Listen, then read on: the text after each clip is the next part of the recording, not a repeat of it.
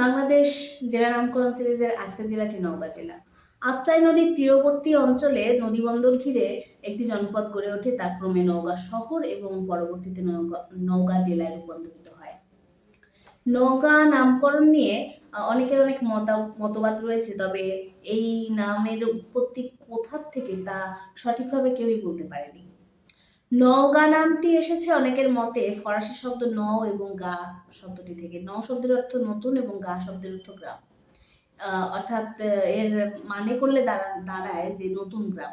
অর্থাৎ এটা বোঝাই যায় যে এই অঞ্চলের নামটি এসেছে এই অঞ্চলের কোনো এক জনবসতি থেকে, নতুন কোনো এক জনবসতি থেকে। আরেকটি স্থানীয়দের যে প্রচলিত মতবাদ আছে, এই অঞ্চলে সংলগ্ন 9টি গ্রাম গড়ে উঠেছিল। পাশাপাশি এই 9টি গ্রামকে নওগাঁ বলা হতো, সেখান থেকেই নওগাঁ নামটি এসেছে।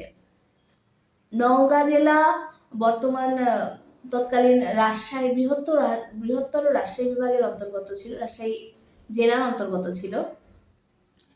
1984 সালের 11ই মার্চ নওগাঁ জেলা রূপান্তরিত হয়। এই ছিল নওগাঁ জেলার নামকরণের ইতিহাস। আমার ভিডিওটি যারা নওগাঁ থেকে দেখবেন অবশ্যই শেয়ার করবেন, আর আপনার মন্তব্যের জন্য আমার কমেন্ট বক্স খোলা। ধন্যবাদ।